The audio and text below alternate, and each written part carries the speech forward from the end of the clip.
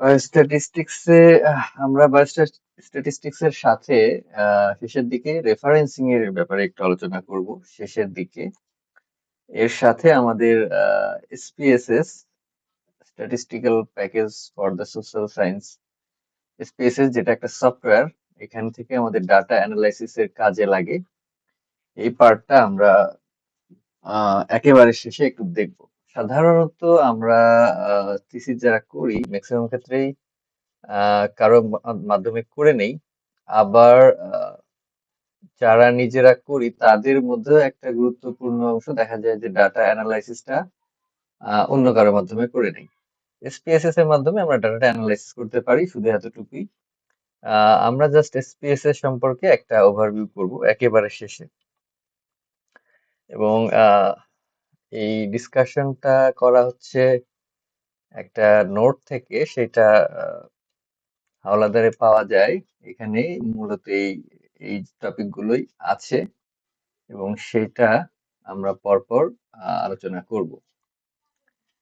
এখন আমাদের যে রিসার্চ অথবা থিসিস আমরা যেগুলো করি, মেইনলি রিসার্চ, এখানে আমাদের কিছু প্রশ্ন থাকে। আমাদের কাজ করতে গেলে অনেক প্রশ্ন তৈরি হয় মনের মধ্যে। সেই প্রশ্নগুলোরই উত্তর খোঁজার জন্য আমরা একটা সায়েন্টিফিক এবং সিস্টেমিক অ্যাপ্রোচে যাই। এটাই রিসার্চ। এখানে অবশ্যই এগুলো সায়েন্টিফিক হতে হবে, সিস্টেমেটিক হতে হবে এবং অবশ্যই ইথিক্যাল হতে হবে। আনইথিক্যাল কোনো কাজ করা যাবে না। একেবারে যদি রিসার্চ গুলো টাইপ করি, কোয়ান্টিটেটিভ রিসার্চ হতে পারে, যেখানে আমরা যে ডাটাগুলো পাবো সেটা একটা ভ্যালু থাকবে। কোয়ালিটেটিভ রিসার্চ, এখানে এই রিসার্চের আমাদের যে বিষয়গুলো পাবো সেখানে কোনো এক্সাক্ট ভ্যালু থাকবে না। যেমন হতে পারে স্যারের এক্সাম্পলে যেটা বলছে যে কোভিড-19 পেশেন্টদের ফিলিংসটা কেমন ছিল, এরকম যদি কোনো রিসার্চ করা হয় তো সেখানে কোনো ভ্যালু থাকবে না। বেসিক রিসার্চ, একেবারেই নতুন কোনো আইডিয়া সম্পর্কে যদি রিসার্চ করতে চাই সেটা পিওর অথবা বেসিক রিসার্চ। এবং যদি প্র্যাকটিক্যাল অ্যাপ্লিকেশন কোনো একটা রিসার্চের, যদি আমরা কোনো কিছু সম্পর্কে প্র্যাকটিক্যাল অ্যাপ্লিকেশন সম্পর্কে রিসার্চ করি সেটা হবে অ্যাপ্লাইড রিসার্চ। এর সাথে ডেসক্রিপটিভ এবং অ্যানালাইটিক দুটো আছে, এটা আমরা পরে দেখব। এখানে কিছু টার্ম ইউজ করা হয় যেগুলোকে জার্গন বলে। পপুলেশন মানে আমরা যেই যাদের সম্পর্কে ইনফরমেশন চাচ্ছি, পুরো গ্রুপ, একটা ইন্টায়ার গ্রুপ যেটা, সেটা হলো পপুলেশন। কিন্তু আমরা একটা ইন্টায়ার গ্রুপ নিয়ে কখনো কাজ করতে পারবো না, আমাদেরকে একটা ছোট পার্ট নিয়ে কাজ করতে হবে এবং সেটাই হচ্ছে স্যাম্পল, সেটা হচ্ছে পার্ট অফ পপুলেশন। এটা হলো গুরুত্বপূর্ণ। পপুলেশন বলতে আমরা পুরো যে গ্রুপটা ইনফরমেশন চাই, কিন্তু আমরা ছোট যেই পার্টের উপরে বা সাবসেটের উপরে কাজ করছি সেটাকে আমরা বলবো স্যাম্পল। ভেরিয়েবল, আমরা যখন স্টাডি করি আমাদের ভেরিয়েবল গুলো দেখাতে হয় যে আমরা কি কি ভেরিয়েবলের উপরে কাজ করব। সেগুলো হচ্ছে ক্যারেক্টারিস্টিক্স অফ পপুলেশন, যেগুলো ভ্যারি করে এই ভেরিয়েবল। এবং কাজ করতে গিয়ে আমরা যে ভেরিয়েবলের যে মেজারমেন্ট গুলো পাবো সেগুলো হচ্ছে ডাটা। এখন এখানে আরেকটা গুরুত্বপূর্ণ টার্ম দুইটা আছে, সেটা হলো প্যারামিটার এবং স্ট্যাটিস্টিক। প্যারামিটারটা হচ্ছে আমরা যে পপুলেশনটার কথা বললাম এর আগে, যে ইন্টায়ার গ্রুপ। প্যারামিটার হচ্ছে আহ একেবারে ইন্টার গ্রুপের এক্সাক্ট ইনফরমেশন, যেটা প্যারামিটার, আমরা যেটা জানতে চাচ্ছি। কিন্তু আমরা তো পুরো পপুলেশনের, সরি, হ্যাঁ, ইন্টার গ্রুপের উপরে বা পুরো পপুলেশনের উপরে কাজ করতে পারবো না, আমরা কাজ করব স্যাম্পলের উপর। তো আমরা যে ডাটাটা পাবো এটা কিন্তু সামারি ভ্যালু অফ স্যাম্পল, এটাই হচ্ছে স্ট্যাটিস্টিক। এখন আমরা যখন একটা ছোট স্যাম্পল বা ছোট পার্টের উপর কাজ করে কোনো ইনফরমেশন পাবো তখন এটাকে আমরা স্ট্যাটিস্টিক বলবো। কিন্তু আমাদের টার্গেট হবে আমাদের স্ট্যাটিস্টিকটা যেন প্যারামিটারের খুব কাছাকাছি হয়, প্যারামিটারের যেন খুবই কাছাকাছি হয়, এটা হলো আমাদের টার্গেট। যত ভালো স্টাডি হবে এই স্ট্যাটিস্টিকটা প্যারামিটারের খুবই কাছাকাছি হবে। আর যত স্টাডি যদি আমরা খারাপ ভাবে করি সেক্ষেত্রে প্যারামিটারের কাছাকাছি থাকবে না, ভেরিয়েশনটা অনেক বেশি হবে। এখানে গুরুত্বপূর্ণ পার্ট হচ্ছে পপুলেশন এবং স্যাম্পল। যে পপুলেশনের একটা পার্ট হচ্ছে স্যাম্পল, এবং আমরা যেটা পাবো স্যাম্পল থেকে সেটা হলো স্ট্যাটিস্টিক, কিন্তু আমাদের টার্গেটটা কিন্তু প্যারামিটার। আমাদের টার্গেট প্যারামিটার কিন্তু আমরা পাবো হলো স্ট্যাটিস্টিক। এখানে আমরা যে ডাটাগুলো পাবো এই ডাটাগুলো আমরা টাইপ করতে পারি, যেমন একটা কোয়ান্টিটেটিভ যেটা ভ্যালু থাকবে, এবং একটা হচ্ছে কোয়ালিটেটিভ যেটা ক্যাটাগরি। এখন কোয়ান্টিটেটিভ যেটা, এটা আবার দুই ভাগে ভাগ করা হয়েছে, যেটা হলো কন্টিনিউয়াস, যেমন হাইট ওয়েট যদি আমরা বলি তখন কিন্তু 3.5 কেজি, 3.2 কেজি এরকম একটা ওয়েট আসতে পারে, যে কোনো কিছুর ওয়েট, যেটা ফ্র্যাকশন বা ডেসিমেল বা দশমিকে আসতে পারে, সেগুলো কন্টিনিউয়াস ডাটা। কিন্তু যে ডাটাগুলো কখনো দশমিক হবে না, যেমন একটা ফ্যামিলিতে মেম্বার কয়জন আছে, সেটা কিন্তু কখনো ফ্র্যাকশন হবে না, একটা কমপ্লিট নাম্বার হবে, সেটা হচ্ছে ডিসক্রিট টাইপ ডাটা। এবং কোয়ালিটেটিভ ডাটা যেটা, সেটা ক্যাটাগরিক্যাল। ক্যাটাগরিক্যালের মধ্যে দুই ধরনের আছে, একটা নমিনাল।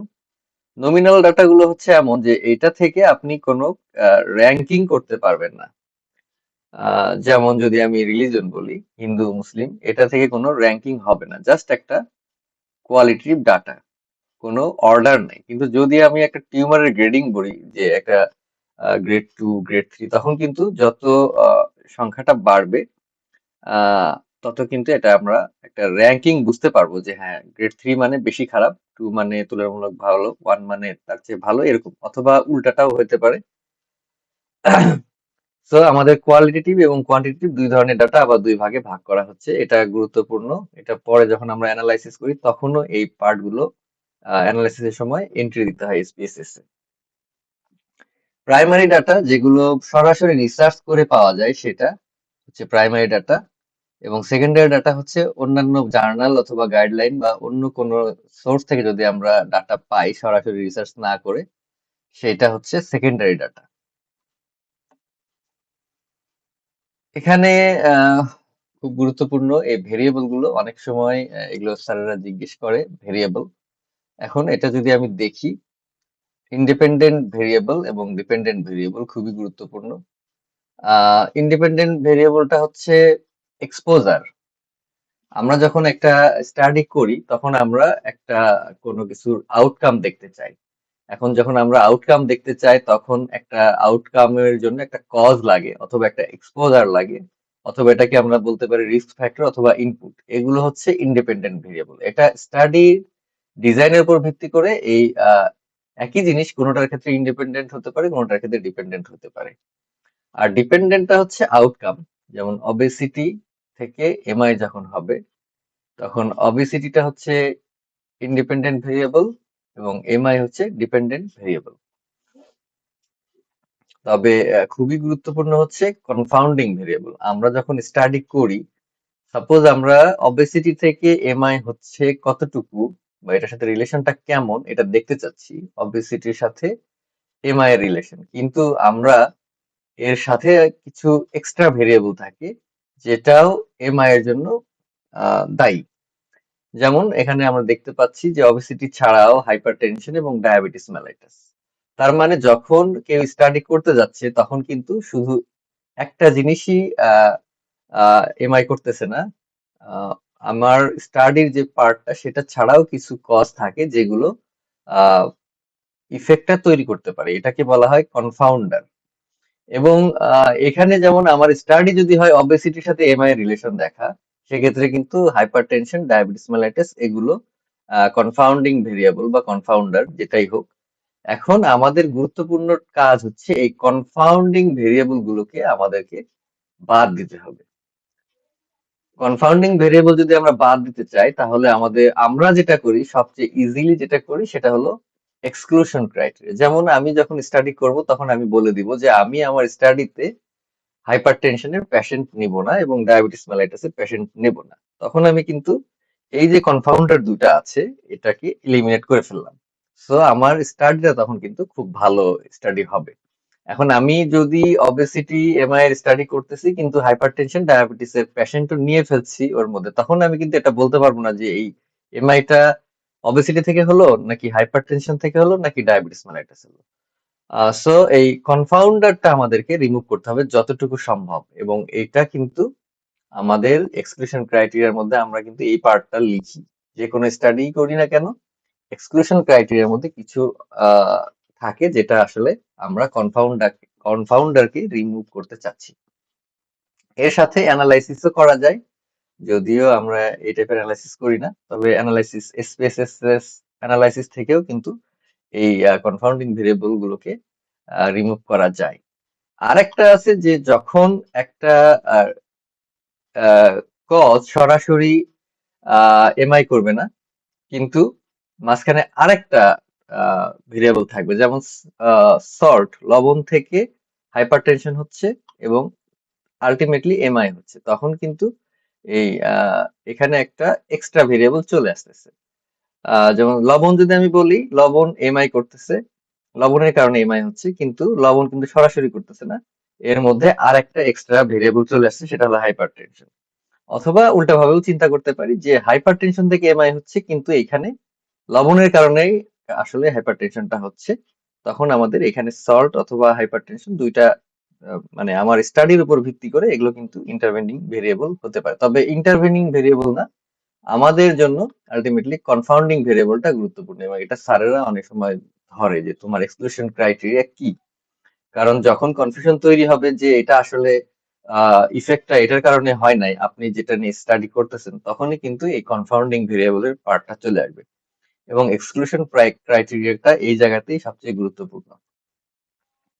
এবং যখন আমরা একটা স্টাডিতে কনফাউন্ডিং ভেরিয়েবলের খুব বড় অংশ এক্সক্লুড করে ফেলতে পারবো, তখন আমরা বলতে পারবো যে আমার স্টাডিটার ইন্টারনাল ভ্যালিডিটি খুবই ভালো। এটাকে বলা হচ্ছে যখন আমি এক্সক্লুশন ক্রাইটেরিয়া গুলো খুব ভালোভাবে সিলেক্ট করব এবং কনফাউন্ডিং ভেরিয়েবল গুলো রিমুভ করতে পারবো, তখন এটাকে বলা হবে ইন্টারনাল ভ্যালিডিটি। এবং আমরা যখন স্টাডি করি, আমাদের কাজের সুবিধার জন্য কিছু অপারেশনাল ডেফিনেশন তৈরি করতে হয়, সেটা আমাদেরকে এটা নির্ভর করে প্রিভিয়াস স্টাডিতে কিভাবে তারা নিছে।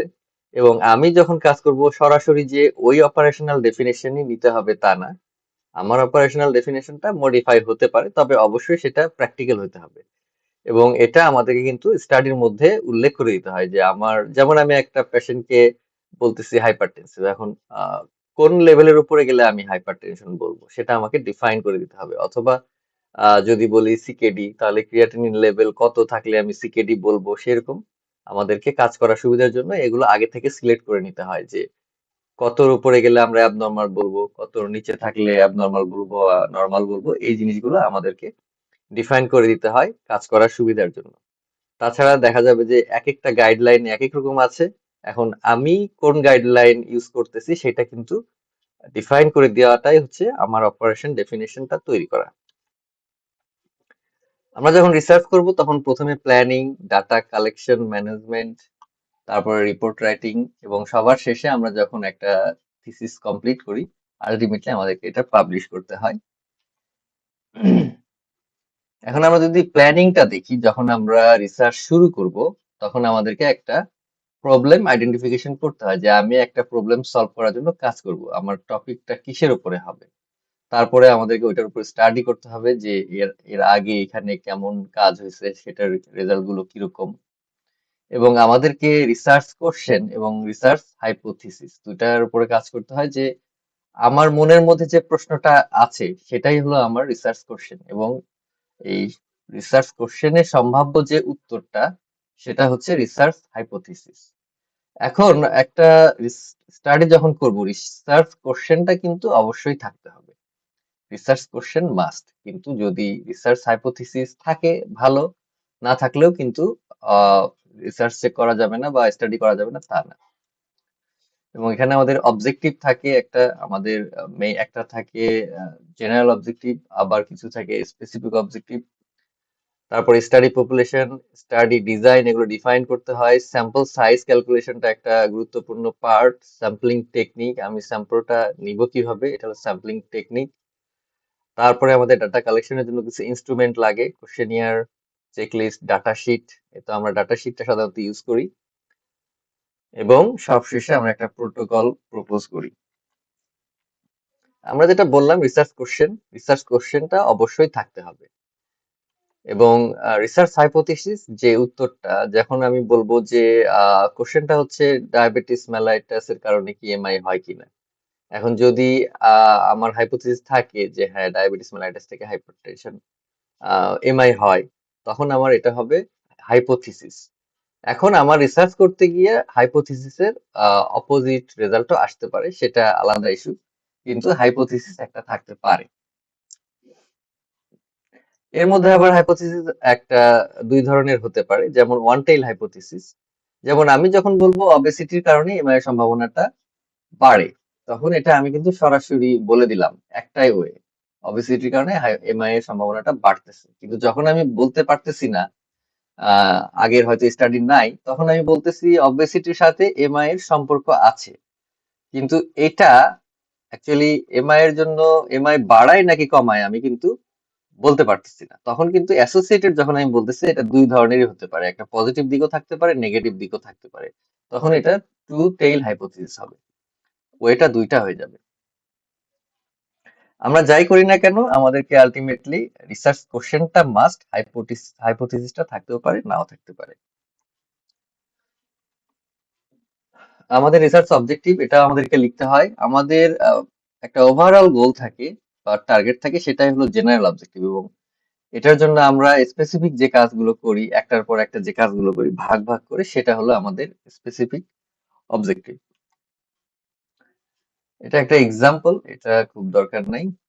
এরপরে হলো আমাদের স্টাডি ডিজাইন, এটা খুবই গুরুত্বপূর্ণ। স্টাডি ডিজাইন আমাদেরকে একটা স্টাডি ডিজাইন তৈরি করতে হবে, যেটার মূল টার্গেট হচ্ছে আমাদের রিলায়েবল এবং ভ্যালিড কিছু ডাটা কালেক্ট করতে হবে, এবং সেটা পরবর্তীতে আমরা আলটিমেটলি অ্যানালাইসিস করব।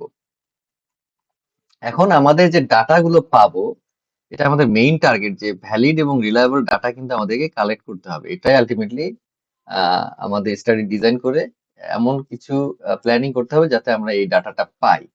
এখন আমরা যদি ডাটা সেটটা দেখি, একটু এক্সাম্পল, যে রিলায়েবল এবং ভ্যালিড, একটা এক্সাক্ট একটা পার্সনের ব্লাড প্রেশার 130 যদি হয়, সিস্টোলিক ব্লাড প্রেশার। এখন বিভিন্ন রিসার্চ হচ্ছে, সাপোজ এখন একটা রিসার্চে 3 বার মাপা হয়েছে ওই পেশেন্টেরই, সেখানে দেখা যাচ্ছে 98, 99 এবং 100। যদি আমরা ফ্যাক্টের সাথে তুলনা করি, সেখান থেকে আমাদের আসবে হলো ভ্যালিড। ফ্যাক্টের কাছাকাছি যদি থাকে, যেমন অরিজিনাল অ্যাকচুয়ালি 130, এটা তো অবশ্যই অরিজিনাল, কিন্তু আপনি যদি অরিজিনালটা না জানেন, তাহলে কিন্তু 98, 99 এবং 100 এটা দেখে মনে করবেন যে না, এটা সত্যই মনে হয়, তার মানে এটা রিলায়েবল। যখন বারবার ডাটা নেওয়ার পরে রেজাল্ট গুলো কাছাকাছি থাকবে, এটা হচ্ছে তখন রিলায়েবল হবে। কিন্তু এটা ফ্যাক্টের থেকে অনেক দূরে আছে, সেই জন্য এটা কিন্তু ভ্যালিড না।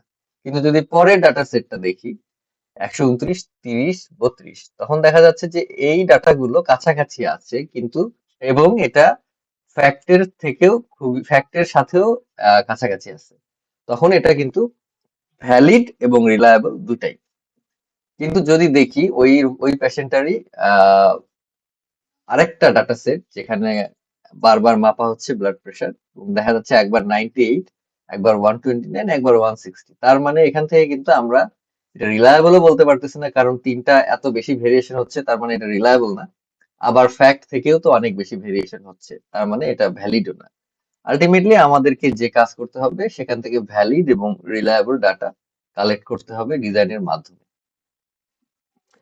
স্টাডি ডিজাইন গুলো যদি আমরা একটু দেখি, সেখানে আহ, আমরা একটা টেম্পোরালিটির উপর ভিত্তি করে দুই ভাগে ভাগ করতে পারি। টেম্পোরালিটি মানে হচ্ছে সময়ের সাথে সম্পর্ক। যেমন আমরা আহ, আমাদের imaging a special resolution, temporal resolution বলি। তার মানে আমরা যখন একটা ভিডিও দেখি, ইমেজে সিনে ইমেজ দেখি, বা একটা আল্ট্রাসাউন্ড করতেছি, তখন আমরা ভিডিওটা দেখতেছি, তখন যদি সময়ের সাথে সাথে ছবিটা খুব ভালোভাবে চেঞ্জ হয়, তখন আমরা এটাকে বলি যে এটা টেম্পোরাল রেজুলেশনটা ভালো আছে। আহ কিন্তু ছবি অনেক স্পষ্ট, কিন্তু আটকে আটকে যাচ্ছে, তখন আমরা বলবো যে স্পেশাল রেজুলেশন ভালো আছে, কিন্তু টেম্পোরাল রেজুলেশনটা ভালো না, কারণ ছবিটা আটকে আটকে যাচ্ছে। তো সেটা এখানেও একটা স্টাডির ক্ষেত্রে একটা টেম্পোরালিটি থাকে, যেটাকে বলা হয় টেম্পোরাল রিলেশন, যে আমি যে স্টাডিটা করতেছি, আমি কি সামনের দিকে যাচ্ছি নাকি পেছনের দিকে যাচ্ছি। যদি আমি সামনের দিকে যাই আহ তাহলে এটা প্রসপেক্টিভ, এবং যদি আমি পেছনের দিকে যাই তাহলে এটা রেট্রোস্পেক্টিভ। যেমন একটা পেশেন্টের একটা ডিজিজ হয়ে গেছে এবং সেই পেশেন্টটার উপরে আমরা স্টাডি করতেছি, মানে আমরা আউটকাম পেয়ে গেছি। আহ এখন আমি চাচ্ছি যে এই পেশেন্টের এই ডিজিজটার কারণ কি। তখন আমি আউটকাম থেকে এক্সপোজারের দিকে যাচ্ছি, তার মানে ব্যাকওয়ার্ড আমি যাচ্ছি, পিছনের দিকে যাচ্ছি, তখন এটা কিন্তু রেট্রোস্পেক্টিভ স্টাডি। আবার যখন আমি সরাসরি এক্সপোজারটা পাইলাম কিন্তু আউটকামটা এখনো হয় নাই, আমি আউটকাম দেখার জন্য তাকে ফলো আপ দিব বা যেভাবেই হোক আমি তার একটা আউটকাম দেখতে পারবো, সেটা সামনের দিকে আমাকে যেতে হবে। এক্সপোজার থেকে আউটকাম মানে সামনের দিকে যাচ্ছি, তখন এটা হবে প্রসপেক্টিভ স্টাডি। এর সাথে একটা গুরুত্বপূর্ণ পার্ট হচ্ছে আমাদের স্টাডি গুলোতে আমাদের কিছু ফলো আপ থাকে অনেক সময়। এখন ফলো আপটা আছে কিনা, এই ফলো আপের উপর ভিত্তি করে আবার দুই ভাগে ভাগ করা যায়। যেমন একটা হতে পারে লংগিটিউডিনাল, যখন ফলো আপটা থাকে। আর একটা হচ্ছে ক্রস সেকশনাল স্টাডি, যখন কোনো ফলো আপ থাকে না, আমরা একটা সেটিংই সব ইনফরমেশনটা নিয়ে নিই, যেটা আমরা সাধারণত করি। আমাদের স্টাডি গুলো সাধারণত ক্রস সেকশনাল স্টাডি করি, কারণ আমাদের টাইম বাউন্ডিং থাকে এবং পেশেন্ট গুলো আহ, আমরা যে ফলো আপ দিব দেখা যাবে অনেক পেশেন্টই হারায় যাবে, সেই জন্য সাধারণত আমরা ওই ফলো আপের বিষয়টা এড়ায় যাই আমাদের সুবিধার জন্য। এবং সময় একটা গুরুত্বপূর্ণ পার্ট। আবার আমাদের কোর্সের মধ্যে দেখা যায় অন্য কাজ নিয়েও ব্যস্ত থাকতে হয়, শুধু স্টাডির পিছনে সময় দেওয়ার মতো আসলে খুব বেশি সময় থাকে না। তো আমাদের স্টাডি গুলো সাধারণত আমরা ক্রস সেকশনাল স্টাডি করি, যেখানে কোনো ফলো আপ থাকে না। এখানে আমাদের গুরুত্বপূর্ণ একটা ব্যাপার হচ্ছে যে আমরা 6 মাস স্টাডি করতেছি, কিন্তু তাহলে আমরা সিঙ্গেল টাইম বলতেছি কেন? এটা বলতেছি এই কারণে যে একটা পেশেন্টকে আমরা একবারই দেখবো। আমাদের স্টাডি পিরিয়ডটা অনেক বড়, 6 মাস হয়তোবা, কিন্তু আমরা কিন্তু একটা পেশেন্টকে একবারই দেখবো, একটা সিঙ্গেল পয়েন্ট অফ টাইমেই কিন্তু আমরা ওর ইনফরমেশন গুলো কালেক্ট করব। এবং খুব গুরুত্বপূর্ণ হচ্ছে এখানে কোনো ফলো আপ থাকবে না এবং রিপিটেড ডাটা কালেকশন থাকবে না। আর লংগিটিউডিনাল স্টাডি, যখন আমরা একটা পেশেন্টের ডাটা কয়েকটা ফলো আপের মাধ্যমে নিব, এবং এটা সাধারণত সামনের দিকে যাওয়া হয়, তবে রেট্রোস্পেক্টিভও হতে পারে। সবচেয়ে বেশিরভাগ ক্ষেত্রে প্রসপেক্টিভ হয়। যেমন আমি একটা এক্সপোজার পাচ্ছি স্মোকিং এর, সেখান থেকে লাং ক্যান্সার হচ্ছে কিনা আমি দেখতে চাচ্ছি, রোগীটাকে ডাকতেছি আমি আহ, একটা নির্দিষ্ট ইন্টারভাল পর পর, এবং আমি একটা ফাইনালি দেখতে পাচ্ছি যে কিছু রোগীর ক্যান্সার হচ্ছে এবং কিছু রোগীর হচ্ছে না, সেখান থেকে আমি রিলেশনটা বের করবো। কিন্তু যখন আমি আহ পিছনের দিকে যাব, তখন কিন্তু আমাকে ডাটা বুক অথবা রেকর্ড থেকে কিন্তু ফলো আপটা নিতে হবে, তখন আমাদের এটা রেট্রোস্পেক্টিভ হবে। এটা আনকমন, সাধারণত প্রসপেক্টিভই হয়। আরেকটা হচ্ছে ইন্টারভেনশন। আমরা যখন স্টাডি করি তখন আমরা নিজেরাই কিছু কাজ করতে পারি, সেটা যে ইন্টারভেনশন মানে সার্জারি তা না। সেটা অনেক কিছুই হতে পারে, সার্জারি হতে পারে, একটা ওষুধ হতে পারে যে ওষুধটা কেমন ইফেক্টিভ, সেটা কাউন্সিলিং হতে পারে, লাইফস্টাইল মডিফিকেশন হতে পারে, অনেক কিছুই হতে পারে। যখন আমরা একটা কিছু ইন্টারভেনশন করব কাজের মধ্যে, তখন এটাকে বলা হবে ইন্টারভেনশনাল। এখন যদি ইন্টারভেনশন করা থাকে তখন আমরা এটাকে ইন্টারভেনশনাল অথবা এক্সপেরিমেন্টাল স্টাডি বলবো। এটা আমরা দেখি একটু। এটার উপর ভিত্তি করে আবার দুই ভাগে ভাগ করা হয়। যদি আমাদের ইন্টারভেনশন থাকে, আমরা একটা ওষুধের ইফেক্ট দেখতেছি অথবা একটা সার্জারি, স্পেসিফিক সার্জারির ইফেক্ট দেখতেছি, বা কোনো একটা সাইকোথেরাপির ইফেক্ট দেখতেছি, কিছু একটা ইন্টারভেনশন থাকবে, তখন আমরা এটাকে এক্সপেরিমেন্টাল স্টাডি বলবো, ইন্টারভেনশনালও বলা যেতে পারে। যেমন ক্লিনিক্যাল ট্রায়াল হতে পারে, সেটা র্যান্ডোমাইজ কন্ট্রোল ট্রায়াল হতে পারে, নন র্যান্ডোমাইজড হতে পারে। ওকে, আর যদি না থাকে কোনো ইন্টারভেনশন, তখন আমরা এটাকে বলবো নন ইন্টারভেনশনাল, তবে আমরা যেটা বলি সেটা হচ্ছে অবজারভেশনাল, জাস্ট আমরা দেখতেছি। এবং অবজারভেশনাল স্টাডির মধ্যে এই পার্টটা আমাদের জন্য গুরুত্বপূর্ণ, কারণ আমরা কিন্তু এক্সপেরিমেন্টাল খুব একটা করি না, আমাদের গুলো সাধারণত অবজারভেশনালি হয়। এটা ডেসক্রিপটিভ হতে পারে, অ্যানালাইটিক হতে পারে, এবং যদি আমরা দেখি এখানে ক্রস সেকশনাল ডেসক্রিপটিভ এর মধ্যেও আছে এবং অ্যানালাইটিক এর মধ্যেও আছে। কেস কন্ট্রোল, কোহোর্ট, এই দুইটা তো অবশ্যই অ্যানালাইটিক, কারণ এখানে আমাদের দুইটা গ্রুপ থাকে যেটা কম্পারিজন করা হয় দুইটা গ্রুপের মধ্যে। এবং এই ক্রস সেকশনাল স্টাডিতে যদি আমরা কম্পারিজন গ্রুপ ইউজ করি তখন কিন্তু অ্যানালাইটিক্যাল স্টাডি হয়ে যাবে। যদি আবার কম্পারিজন গ্রুপ না থাকে তখন এটা ক্রস সেকশনাল কিন্তু ডেসক্রিপটিভ স্টাডি হবে। তার মানে কম্পারিজন গ্রুপটা গুরুত্বপূর্ণ। এখানে একটু মতভেদ আছে। দেখা যাচ্ছে আমরা যে স্টাডিকে ক্রস সেকশনাল ডেসক্রিপটিভ স্টাডি বলতেছি সেটাকে আরেকজন স্যার হয়তো অ্যানালাইটিক বলতেছে, যেটা আমাদের ক্ষেত্রে হয়। এখন পরীক্ষায় যখন এই প্রবলেমটা অ্যারাইজ করে তখন স্যার যেটা বলবে সেটাই ঠিক, এটাই মাথায় রাখতে হবে। এখন আমরা কয়েকটা ইম্পর্টেন্ট স্টাডি ডিজাইন দেখি। প্রথমে আমাদের case control. Case control study আমরা যখন করব, এটা আমরা যে প্যাশেন্ট গুলো নিব সেটা আউটকামের উপর ভিত্তি করে নিব। আউটকাম, যেমন আউটকাম আছে অথবা নাই। আউটকাম আছে মানে একটা পেশেন্টের হয়তো ক্যান্সার নিয়ে স্টাডি করতেছি, ক্যান্সার হয়ে গেছে তার মানে ক্যান্সারের কিছু পেশেন্ট আমি পাচ্ছি, তার মানে আমি কেস পাচ্ছি।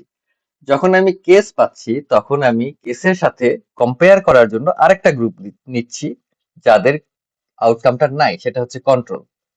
এই কেস এবং কন্ট্রোল নিয়ে আমি কাজ করব। এবং এক্সপোজারের স্ট্যাটাসটা কিন্তু আমি জানবো না শুরুতে, কারণ আমি পাচ্ছি হলো কেস, এবং কম্পারিজন গ্রুপ হিসেবে আমি একটা কন্ট্রোল গ্রুপ নিচ্ছি এবং আমি চাচ্ছি যে কি কারণে এটা হলো সেটা বের করতে, এবং সেটা আমি গ্রুপিং করব কেসগুলো যাদের আউটকাম আছে এবং যাদের আউটকাম নাই তারা হলো কন্ট্রোল, এবং আমাদের টার্গেট হচ্ছে হলো তার প্রিভিয়াস এক্সপোজার থেকে কারণটা বের করা। এখানে যদি আমরা এক্সাম্পল দেখি তাহলে অবেসিটি এবং এমআই এই দুটার মধ্যে রিলেশন দেখতে চাচ্ছি, এবং হাইপোথিসিস এখানে বলা হচ্ছে অবেসিটি থেকে এমআই হয়। এখন যেহেতু আউটকামটা এমআই, তার মানে আমাদের কেস হবে যেসব পেশেন্টের এমআই আছে, এমআই এর কেসগুলোই কেস হবে, এবং যাদের এমআই নাই তাদেরকে আমি কন্ট্রোল হিসেবে নিব। এখন যখন আমি কেস এবং কন্ট্রোল দুইটা গ্রুপ নিলাম, তাদের মধ্যে যদি আমি পিছনের দিকে আমি তাকাই যে তাদের মধ্যে অবেজ কতটুকু, নন অবেজ কতটুকু, দুইটা গ্রুপেই কিছু অবেজ নন অবেজ থাকবে, এবং এই যে কমপ্লেক্স রিলেশনশিপটা গ্রুপিং দুটা কম্পারিজন গ্রুপ হয়ে যাবে। কম্পারিজন গ্রুপ থেকে আমরা অ্যানালাইসিস করে বের করব যে এটা থেকে এটার দুটার মধ্যে কোনো রিলেশন আছে কিনা, থাকলেও কিরকম। তখন আমাদের এটা কিন্তু অ্যানালাইটিক স্টাডি হয়ে গেল। এখন যেহেতু আমরা এখানে কোনো ইন্টারভেনশন দিচ্ছি না, তার মানে আমরা কিন্তু এখানে কোনো ওষুধ দিচ্ছি না, বা আমরা এমন কিছু করতেছি না যেটা এটাকে অ্যাগ্রাভেট করতে পারে অথবা থামাতে পারে। তার মানে আমরা শুধু দেখতেছি, কিন্তু তার মানে এটা কিন্তু অবজারভেশনাল, এটা কিন্তু এক্সপেরিমেন্টাল না।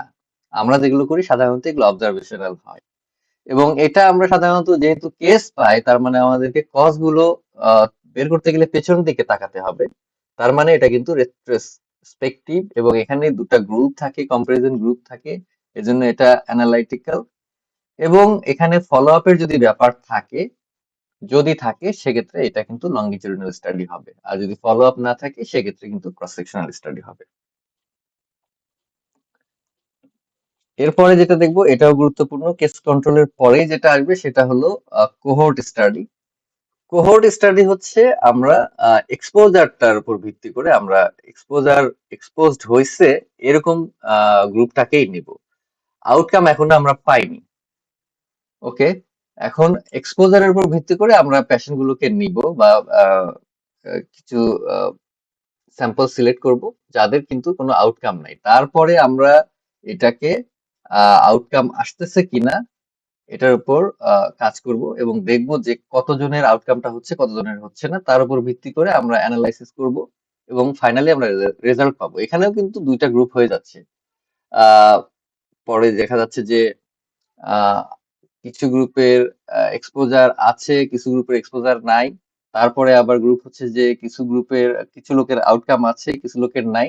এই কমপ্লেক্স গ্রুপিং হয়ে যাবে, এবং আলটিমেটলি কিন্তু আমরা রেজাল্ট পাবো যে আসলেই রিলেশনটা আছে কি না। এবং কোহোর্টটা আমাদেরকে সিলেক্ট করতে হবে এমন ভাবে যে আমরা যদি দেখি যে কোহোর্ট যারা আমরা নিব এদের মধ্যে যদি অনেক বেশি ডিফারেন্স থাকে তাহলে কিন্তু হবে না। কোহোর্টটা হতে হবে এমন যাদের সেম কিছু ক্যারেক্টারিস্টিক্স আছে, যারা একই রকম কিছু ক্যারেক্টারিস্টিক্স শেয়ার করে। এখন আমি ওবেস সরি হাইপার টেনশনের উপরে কাজ করতেছি, আমি এক একদিকে নিচ্ছি ডাক্তার, একদিকে নিচ্ছি হলো একটা গ্রামের কৃষক, তাহলে কিন্তু ঝামেলা হবে। এই জন্য আমাদেরকে যখন কাজ করতে যাব তখন আমাদেরকে একটা সেম প্রপার্টি শেয়ার করে এরকম লোকদেরকে সিলেক্ট করতে হবে, যেটাকে বলা হয় কোহোর্ট। এখানে যদি আমরা সিনারিও দেখি, এটাও ওবেসিটি এবং এমআই, ওবেসিটি থেকে এমআই হয়। যেহেতু এবার আমরা এক্সপোজারের উপর কাজ করব, তার মানে আমাদের কিন্তু ইফেক্টটা থাকা যাবে না, তার মানে এমআইটা থাকা যাবে না। আমরা যদি ইফেক্ট বা এমআই নিয়ে নেই তাহলে কিন্তু আমরা কেস পেয়ে যাচ্ছি, তখন কেস কন্ট্রোল স্টাডি করতে হবে। কিন্তু আমরা যদি কেস না পাই, আগে শুধু ওবেসিটিটা নিচ্ছি, মানে এক্সপোজারের উপর ভিত্তি করে নিচ্ছি, আহ সেটা এক্সপোজড এবং আনএক্সপোজড একটা নির্দিষ্ট এলাকার যাদের একটা কমন প্রপার্টি তারা শেয়ার করে, এরকম একটা জায়গা থেকে আমি কিছু পেশেন্ট বা কিছু লোকজনকে নিব, তাদের মধ্যে কেউ অবেজ, অনেক কিছু পেশেন্ট অবেজ থাকবে, কিছু নন অবেজ থাকবে, এবং তারপরে আমি সামনের দিকে যাচ্ছি যে তাদের মধ্যে কতজনের এমআই হচ্ছে কতজনের হচ্ছে না, এবং আলটিমেটলি আমি এটা অ্যানালাইসিস করব। তার মানে এটা হচ্ছে অবশ্যই এটা সামনের দিকে আমি যাচ্ছি। এখন যেহেতু আমার এখানে কোনো ইন্টারভেনশন নাই, তো এটাও অবজারভেশনাল স্টাডি হবে। এটা সাধারণত প্রসপেক্টিভ হয়, তবে এটা রেট্রোস্পেক্টিভও হইতে পারে যদি আমরা কোনো প্রিভিয়াস ডাটা বুক থেকে, রেকর্ড বুক থেকে যদি আমরা করি, সেক্ষেত্রে হতে পারে।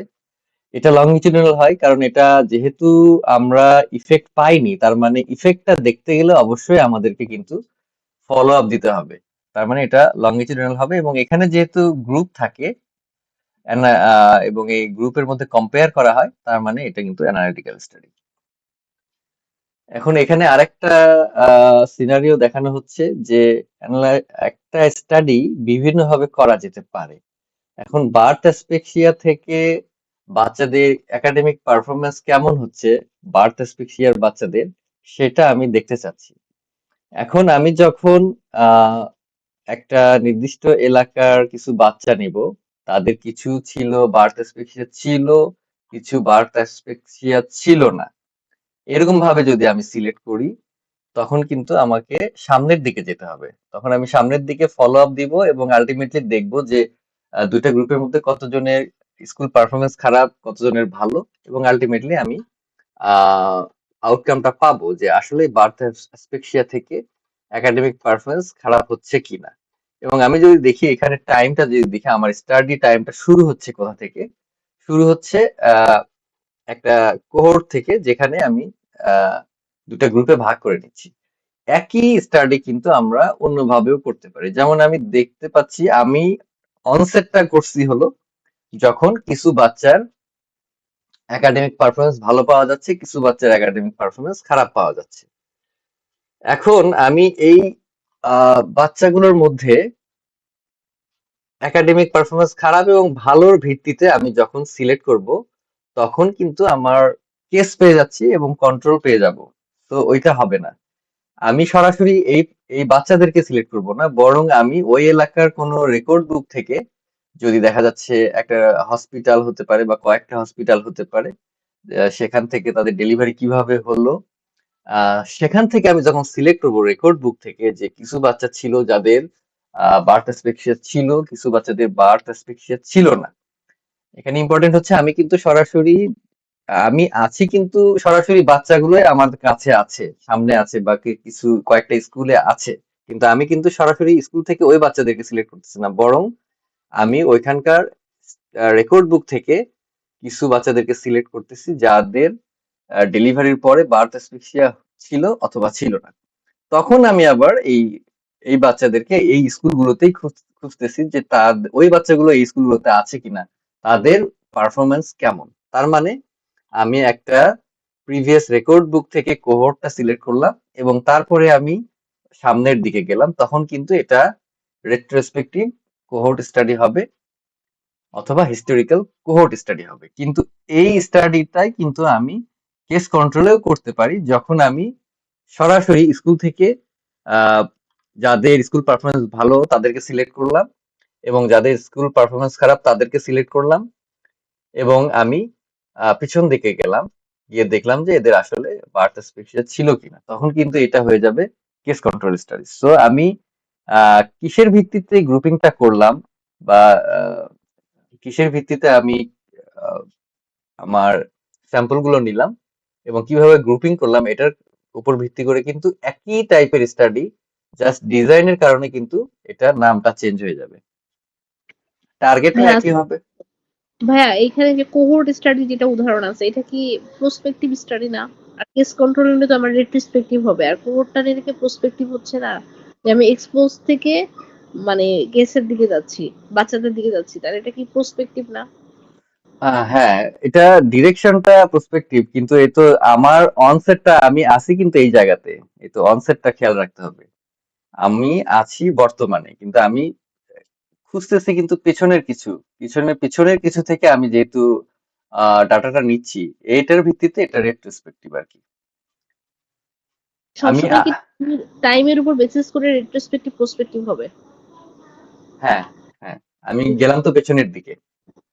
জি ভাইয়া, আসসালাম। ওকে, আবার এটা কেস কন্ট্রোলও করা যেতে পারে, তার মানে একই টার্গেটে একই জিনিস দেখার জন্য আমরা কিন্তু কেস কন্ট্রোল করতে পারি, কোহোর্ট করতে পারি, এটা আবার প্রসপেক্টিভ করতে পারি, রেট্রোস্পেক্টিভ করতে পারি। এভাবে ডিজাইন কিন্তু চেঞ্জ হবে। সেক্ষেত্রে আমরা কি ডিজাইনে করব আমাদের স্টাডিতে, সেটা আমাদেরকে উল্লেখ করতে হবে। আরেকটা হচ্ছে প্রগনোস্টিক কোহোর্ট স্টাডি। এটা জাস্ট একটা ডিজিজের প্রগনোসিস অথবা একটা ড্রাগের ইফেক্ট কেমন হচ্ছে, প্রগনোসিস এগুলো দেখার জন্য যদি আমরা করি সেটাকে প্রগনোস্টিক কোহোর্ট স্টাডি বলে। এটা একই। আরেকটা হচ্ছে আমাদের জন্য যেটা সবচেয়ে গুরুত্বপূর্ণ, সেটা হচ্ছে ক্রস সেকশনাল স্টাডি। আমাদের যে স্টাডি গুলো করা হয় এগুলো আগেই বলছি ক্রস সেকশনাল স্টাডি হয় এক্সপোজার এবং আউটকামের উপর ভিত্তি করে, আমরা এটা করি না, একটা ক্রস সেকশনাল পপুলেশন নিয়ে নেই। আহ তবে অনেক সময় কিন্তু গ্রুপিং করা হয়। এখন যদি গ্রুপিং হয় ভিতরে, সেক্ষেত্রে কিন্তু অ্যানালাইটিক হয়ে যাবে, ক্রস সেকশন অ্যানালাইটিক হবে। যেমন আমরা যখন স্টাডি করতেছি, ম্যাক্সিমাম ক্ষেত্রে আমরা একটা গোল্ড স্ট্যান্ডার্ড টেকনিক ইউজ করি, যে গোল্ড স্ট্যান্ডার্ডে ওই ডিজিজটা আছে কিনা বা ওই সমস্যাটা আছে কিনা। তখন কিন্তু আলটিমেটলি আমরা আহ, আহ, যে স্যাম্পলটাকে ভাগ করে ফেললাম, দুইটা গ্রুপে ভাগ করে ফেললাম অথবা ভাগ হয়ে গেল। এদিকে আবার আমি যে টেস্টের উপরে কাজ করতেছি, এখানে আবার দেখা যাচ্ছে কিছু পেশেন্টের ওই সমস্যা আছে এবং নাই। তার মানে এখানে কিন্তু আমরা যখন একটা ক্রস ট্যাব করি তখন দেখা যায় চারটা ভাগে ভাগ হয়ে যায়, true positive, false positive, true negative, false negative. Ultimately যদি আমরা গ্রুপিং করে ফেলি ক্রস সেকশনাল স্টাডিতেও, তখন কিন্তু এটা অ্যানালাইটিক স্টাডি হয়ে যায়। এই জন্য আমাদের যে স্টাডি গুলো থাকে, আহ, দেখা যায় যে কম্পারিজন গ্রুপ দেখা যাচ্ছে আমি নিচ্ছি না শুরুতে, সেই জন্য অনেকে বলে যে এটা ক্রস সেকশনাল ডেসক্রিপটিভ। এবং দেখা যাচ্ছে যে আলটিমেটলি যেহেতু এখানে গ্রুপিং হয়ে যাচ্ছে, সেক্ষেত্রে কিন্তু আমরা কমপ্লেক্স আবার এসপিএসএস এ কমপ্লেক্স অ্যানালাইসিস এর মাধ্যমে এই রেজাল্টটা বের করতেছি, সেন্সিটিভিটি স্পেসিফিসিটি, সেটার জন্য আবার কোনো স্যার এটাকে ক্রস সেকশনাল আবার অ্যানালিটিক স্টাডিও বলতেছে। এখন আমি বললাম যে এই উত্তরটা আমার কাছে নাই, তবে আমি ব্যক্তিগতভাবে মনে করি যে যখন এই ক্রস ট্যাব হয়ে যায়, ট্রু পজিটিভ, ফলস পজিটিভ, মানে একটা গোল্ড স্ট্যান্ডার্ড দিয়ে আমরা আলটিমেটলি স্টাডি স্যাম্পলটাকে ভাগ করে ফেলি এবং ফাইনালি আমরা সেন্সিটিভিটি স্পেসিফিসিটি বের করি, এটাই কিন্তু আমি ব্যক্তিগতভাবে অ্যানালাইটিক স্টাডি বলতে চাই। তবে এটা নির্ভর করবে যে আপনার পরীক্ষা কে নিচ্ছে তার উপর। আসসালামু আলাইকুম ভাইয়া। যদি আমরা মানে কোরিলেশন দেখতে চাই, মানে ওই তো যেমন ভাইয়া ওই যে ধরেন রেনাল হচ্ছে রেজিস্টিভ ইন্ডেক্স এর সাথে ইজিএফআর এর কোরিলেশন এরকম যদি দেখতে চাই, সেক্ষেত্রেও তো ভাই তাহলে অ্যানালাইটিক্যালি হচ্ছে না? হ্যাঁ, হ্যাঁ, মানে গ্রুপিং হইলে হচ্ছে অ্যানালাইটিক্যাল বলবো। হ্যাঁ, কম্পারিজন গ্রুপিং যদি হয় অ্যানালিটিক্যাল, আমি যতটুকু দেখছি, এবং মোজাম্মেল স্যার আমাদের স্টাডি গুলোকে ক্রস সেকশনাল অ্যানালাইটিকই বলতে চান বেশিরভাগ ক্ষেত্রে। আচ্ছা ঠিক আছে ভাই। তবে এখানে অবশ্যই খুব গুরুত্বপূর্ণ ইনফরমেশন হচ্ছে কোনো ফলো আপ কিন্তু নাই। যদিও আমরা দেখা যায় মানে গোল্ড স্ট্যান্ডার্ড রেজাল্ট একটু পরে পাই কোনো কোনো ক্ষেত্রে, যেটা হয়। তো দেখতে কিছুটা ফলো আপের মতো মনে হয়, কিন্তু যে আমি কাজ করলাম, পরবর্তীতে গোল্ড স্ট্যান্ডার্ড পাইলাম কিছুদিন পরে, অথবা কিছু রোগীর আগে থেকেই গোল্ড স্ট্যান্ডার্ড থেকেই যায়, কিন্তু ওইটা কিন্তু ফলো আপ না। ওইটা জাস্ট আমরা রোগীর মানে অ্যাকচুয়াল ফ্যাক্টটা জানতে পারলাম কিছুদিন পরে, ঘটনা কিন্তু আগেই ঘটে গেছে। যেমন আমি এখানে দেখতেছি আগের স্টাডি যেগুলো দেখলাম ওবেসিটি থেকে এমআই, এখন এমআই ওবেসিটি এটা এক্সপোজার এবং আউটকাম আমি কোনো কিছুর ভিত্তিতেই ভাগ করলাম না, ঠিক আছে, কিন্তু আমি একটা জায়গা থেকে কিছু স্যাম্পল নিলাম, এগুলো কিন্তু দেখা যাবে যে এই স্যাম্পলের মধ্যে কিছু লোকের অবেসিটি থাকবে এবং এমআই থাকবে অবশ্যই, কিছু লোকের দুটার কোনোটাই থাকবে না, কিছু লোকের অবেসিটি থাকবে না, এমআই থাকবে, আবার কিছু লোকের অপোজিট। মানে এখানেও আমি শুরুতে কোনো কিছুর ভিত্তিতেই কিন্তু স্যাম্পলটা কালেক্ট করি নাই, কিন্তু ফাইনালি কিন্তু আমার এই স্যাম্পলটা ভাগ হয়ে যাবে, আলটিমেটলি ভাগ হয়ে যাবে, এবং এখান থেকেও আমরা আহ দেখতে পাবো যে আসলেই এগুলোর মধ্যে রিলেশন আছে কিনা। এখানেও যেহেতু আমরা কোনো ইন্টারভেনশন করতেছি না, তার মানে এটা অবজারভেশনাল স্টাডি হবে, ইন্টারভেনশন যেহেতু নাই। এখানে ডেসক্রিপটিভ অ্যানালাইটিক হতে পারে, এখানে কোনো ফলো আপ থাকবে না, তার মানে এটাতে এটা লঙ্গিটিউডিনাল হবে না, এটা প্রসপেক্টিভ হবে না, অথবা রেট্রোস্পেক্টিভও হবে না, যেহেতু আমরা কোনো দিকে যাচ্ছি না, জাস্ট একটা সিঙ্গেল টাইমে ডাটাটা কালেক্ট করলাম।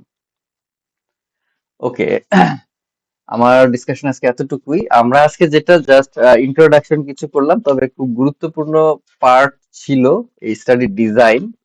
এখানে আমাদের কেস কন্ট্রোল, যেখানে আমরা কেসকে নিচ্ছি, মানে একটা ডিজিজ হয়ে গেছে অলরেডি, সাথে আমরা কম্পারিজনের জন্য একটা কন্ট্রোল গ্রুপ নিচ্ছি, এবং আলটিমেটলি আমরা পিছন দিকে দেখতেছি যে কারণ কি, এটা হলো কেস কন্ট্রোল। কিন্তু যখন আমরা কেস পাচ্ছি না, কিন্তু এক্সপোজার পাচ্ছি, সেটা হচ্ছে কোহোর্ট, যাদের একটা সিমিলার কিছু ক্যারেক্টারিস্টিক্স থাকবে, যারা সিমিলার কিছু ক্যারেক্টারিস্টিক্স শেয়ার করে, এইরকম গ্রুপকে আমাদের নিতে হবে, এবং এক্সপোজড এবং আনএক্সপোজড, এবং আমরা সামনের দিকে ফলো আপ দিয়ে তাদেরকে বের করব যে আমার যে ডিজিজটা আসলে হচ্ছে কি না। এবং যখন আমি সিঙ্গেল টাইম ডাটা কালেকশন করব, তখন এটা হয়ে যাবে ক্রস সেকশনাল স্টাডি। আপনারা কেউ যদি কিছু অ্যাড করতে চান।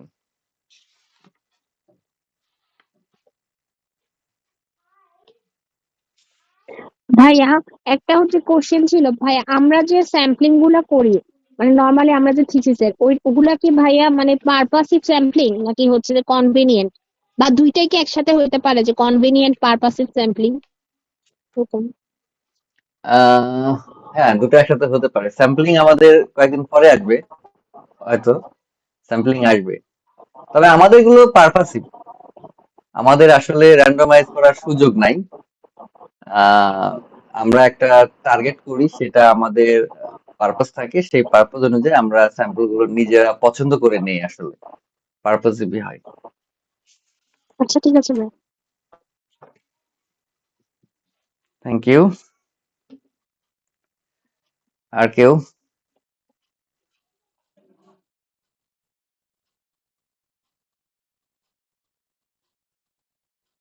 ওকে, আমাদের আজকের ডিসকাশন এখানে শেষ করছি। আমাদের অল্টারনেট ডেতে সাধারণত ডিসকাশনটা হবে, একদিন আমরা আমাদের রেডিওলজি ডিসকাশন চালাবো, আর আমাদের টার্গেট হচ্ছে আগামী রমজানের মধ্যেই মোটামুটি রেসপিরেটরি সিস্টেম এবং আমাদের দিকের বায়োস্ট্যাটিস্টিক দুটা কমপ্লিট করে ফেলা। তো ইনশাল্লাহ আগামীকালকে আবার কথা হবে। সকলকে অসংখ্য ধন্যবাদ। আসসালামু আলাইকুম। আসসালামু আলাইকুম ভাইয়া। আসসালামু আলাইকুম।